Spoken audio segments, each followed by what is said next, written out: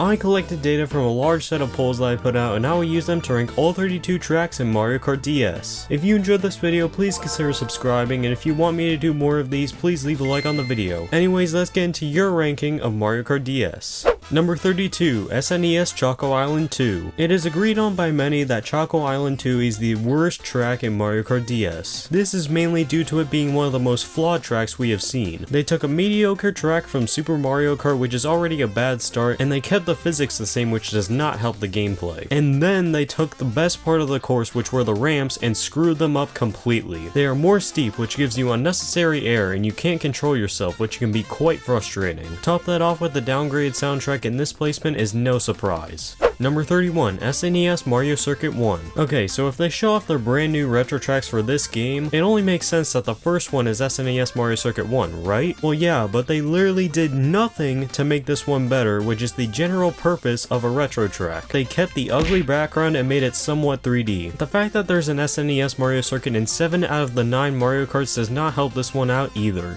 Number 30, Figure 8 Circuit, or as I like to call it, the Mario Kart version of a tutorial. Anyways, this course is considered to be one of the worst in the series, mainly due to the fact that there is, oh wait, literally nothing but track for this one. It has a purpose, and being high on the list is clearly not one of them. Number 29, SNES Donut Plains 1. If you like donuts, then this track is certainly not for you, as there is none despite the name. Anyways, this one is kind of mediocre, which will be the theme for the following tracks as well. Number 28, SNES Koopa Beach 2. 4 out of the bottom 5 tracks on this list are SNES tracks. Sheesh. This one is very underrated according to a lot of y'all though, as it isn't too bad for an SNES track. The fact that it is one drags it down on the list. The water holes and vegetation throughout the course can provide a real challenge. Number 27, GBA Peach Circuit. This one has fun turns, cool music, and a pretty castle in the background, but that's really it. Number 26, GameCube Baby Park. I have reasons to believe that people don't like any version of Baby Park straight up because of this remake right here. Just look at the thousands of comments on screen from just 2 polls. That's enough to explain it right then and there. Number 25, Yoshi Falls. So the lesson of today is that when compared to other tracks, Yoshi Falls isn't as bad or terrible as everyone thinks at first glance. All it took was for me to put it next to some bad or mediocre courses, Mario Circuit 1, and people will actually respect the course. Thank you to you all. Number 24, GBA Luigi Circuit. This is honestly lower than I and probably y'all envisioned it being. Luigi Circuit is a circuit track, but it's much more than when you actually sit down and play it. It is this really difficult rain track with a lot of interesting background details. And for once, DS didn't mess it up too badly. Number 23, N64 Moo Moo Farm. Thankfully it wasn't destroyed when it got remade, but they literally just copy pasted it into the Mario Kart DS engine. It's an okay track still. Number 22, Mario Circuit. With the arrival of Wave 4, DS Mario Circuit has gained a lot of popularity, in both good and bad ways. Nevertheless, this Mario Circuit is regarded as one of the best Mario Circuits due to its uniqueness and how it sticks out from the rest. Number 21, Desert Hills. I kind of limited myself with your responses here because when I pulled this one in the losers bracket, literally everyone said, yeah, I picked this one because it's not the other ones. Which is fair, so I'll handle this one myself. It's a desert with some hills. Number 20, N64 Frappe Snowland. I'm pretty surprised that this course didn't make it that high on the list, but it's a retro track in a game where retro tracks are frowned upon. Anyways, Frappe Snowland is a charming N64 track that gives off cozy winter vibes.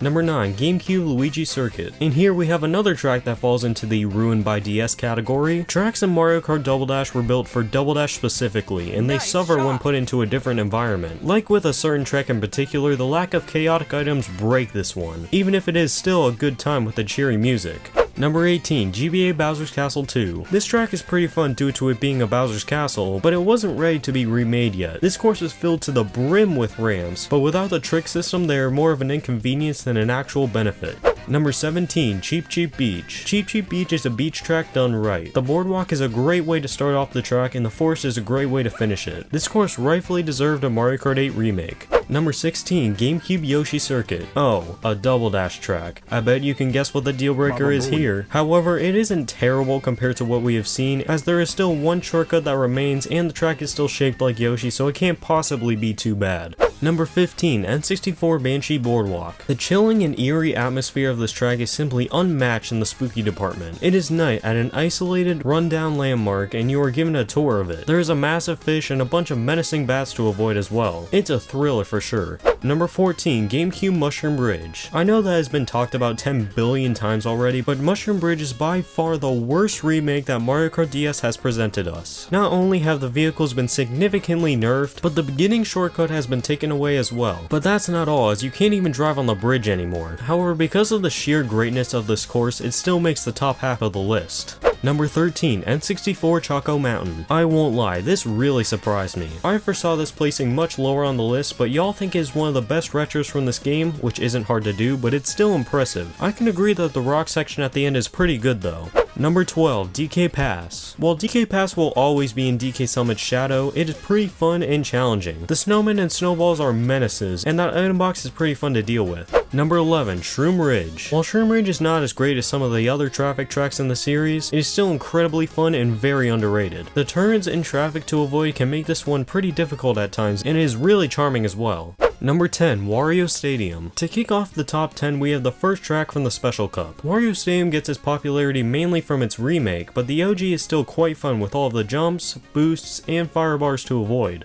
Number 9, GBA Sky Garden. Ladies and gentlemen, I present to you the award for the best Mario Kart DS retro track. They took a great course and literally didn't touch it before importing it into the game. And yes, it is a safe move, but just look at the booster course pass. Anyways, the jumps and music will have you loving this one. Number 8, Bowser's Castle, or Bowser Castle apparently. This is a weird change. The DS version offers a whole different layout with new experiences. Obviously the thwomps at the beginning aren't different, but the rest of it is. It is agreed on that this one desperately needs a remake. Number 7, Rainbow Road. Despite being a bit too much like a certain other track, DS Rainbow Road manages to offer some brand new mechanics, mainly the loops. Them on top of the great music makes this Rainbow Road so good. Number 6, Peach Gardens. Peach Gardens is such a wild card of a track. It's a really fun hedge maze where you have to figure out your way to the finish line. It is the king of chain chomps and off-road cuts for sure. Number 5, Luigi's Mansion. The Luigi's Mansion series is loved among the community, so it's no surprise that the same goes for the game-inspired track. This track is widely regarded as one of the best in the game. It would have been even better if there were more references and more mansion compared to the 70% of it that is outside.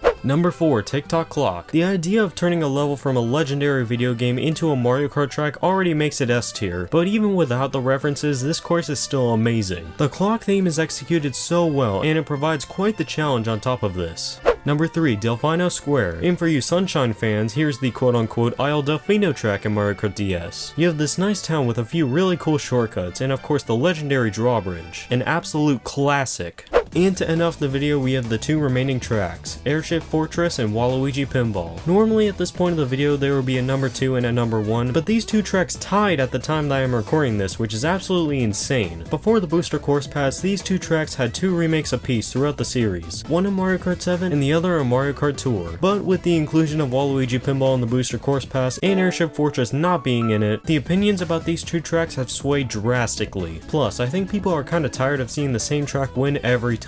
So, in the battle between Waluigi's Pinball Ride and the tour of a Super Mario Bros. 3 airship, both tracks are too good to beat one another. Thanks for watching and thank you so much to everyone that participated. Stay tuned for the next game that I poll. Anyways, I hope you enjoyed and I will see y'all in the next one. Have a good one.